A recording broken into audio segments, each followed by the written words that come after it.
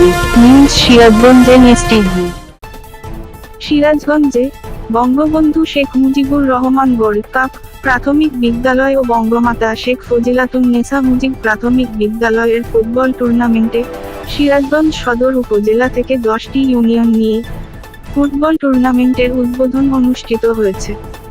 রবিবার 9 জুন সকাল 10টায় শহীদ শামসুদ্দিন স্টেডিয়ামে।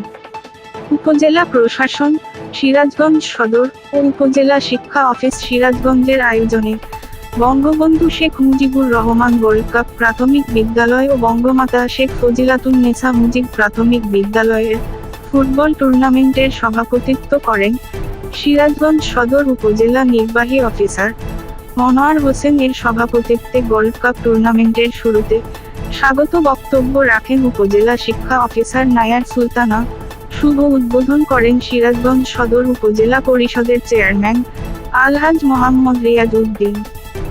বিশেষ অতিথি হিসেবে উপস্থিত ছিলেন সহকারী জেলা প্রাথমিক শিক্ষা অফিসার সাইফুল ইসলাম, সিরাজগঞ্জ সদর উপজেলা ভাইস চেয়ারম্যান জামাত আলী মুন্সি, মহিলা ভাইস চেয়ারম্যান নূরে ফাতেমা সহ প্রমুখ। সিরাজগঞ্জের সকল খবর সবার আগে জানতে চোখ রাখুন এসটিভি নিউজ সিরাজগঞ্জ।